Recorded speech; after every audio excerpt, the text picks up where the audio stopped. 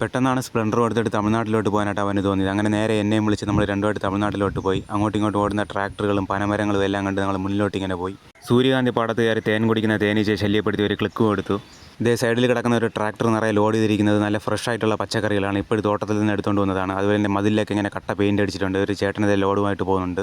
കുറച്ച് ദൂരം അങ്ങനെ മുന്നോട്ട് പോകുമ്പോഴാണ് പരിചയമില്ലാത്ത എന്തോ ഒരു സാധനം ഇങ്ങനെ നട്ടുവിട്ടിരിക്കുന്നത് കാണാനായിട്ട് സാധിച്ചത്. ജസ്റ്റ് ഒന്ന് ഇറങ്ങി നോക്കിയപ്പോൾ തന്നെ മനസ്സിലായി അത് മൊത്തം ഉള്ളികളാണ്. ചെറിയ ഉള്ളികളാണ് ഈ കാണുന്നതെന്ന് പറഞ്ഞാൽ അത് മൊത്തത്തിൽ ഇങ്ങനെ പൂവിട്ട് നിൽക്കുകയാണ്. അങ്ങനെ കുറച്ച് നേരം നമ്മൾ ഈ ചെറിയ ഉള്ളിയുടെ അടുത്ത് നിന്ന് ഇങ്ങനെ മൊത്തത്തിൽ ഇങ്ങനെ കണ്ടുകൊണ്ടൊക്കെ നിന്നു. റോഡിൽ കയറിയപ്പോൾ ഒരു അപ്പുപോയത് ആ പശുവിന് പുല്ലൊക്കെ ആയിട്ട് പോകുന്നുണ്ട്. ഒരു ചേട്ടൻ ഇതാ നന്നായിട്ട് തന്നെ സൈക്കിളൊക്കെ ചവിട്ടി പോകുന്നുണ്ട്.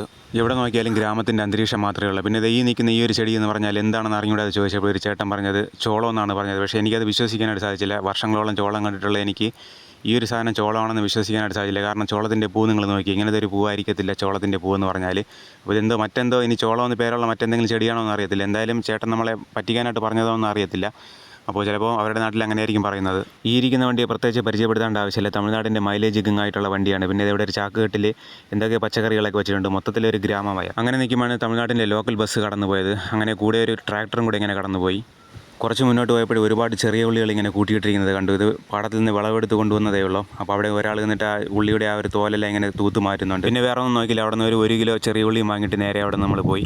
പോകുന്ന വഴിയിൽ ഇതേ ഒരു ജമന്തി പാടം. ക്യാമറയ്ക്കൊന്നും ഈ ഒരു വിഷ്വൽ ഒപ്പിയെടുക്കാൻ പറ്റുമെന്ന തിരിച്ചറിവുണ്ടായപ്പോൾ നമ്മൾ കുറേ നേരം അത് കണ്ടതിന് ശേഷം അവിടെ നിന്ന് നേരെ ഒരു ചായക്കടയിലോട്ട് പോയി. ചായക്കടയിൽ പോയപ്പോൾ അവിടെ കുറേ ആടുകൾ ഇങ്ങനെ ചായക്കടയിലെ സൈഡിലായിട്ട് ഇങ്ങനെ വിശ്രമം ചെയ്തുകൊണ്ട് അതിൻ്റെ പുറകിലൊക്കെ ഇങ്ങനെ പുകയൊക്കെ ഉയരുന്നുണ്ട്. അപ്പോൾ ഇത് രാവിലെ ഈ ആടുകളെ അവർ തുറന്നു വിടും.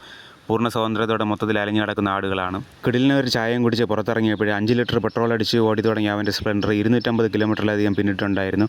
ബാക്കി ഓടാനുള്ള പെട്രോളും ബാക്കി വെച്ച് ആ ഒരു യാത്ര ഞങ്ങൾ അവസാനിപ്പിച്ചു.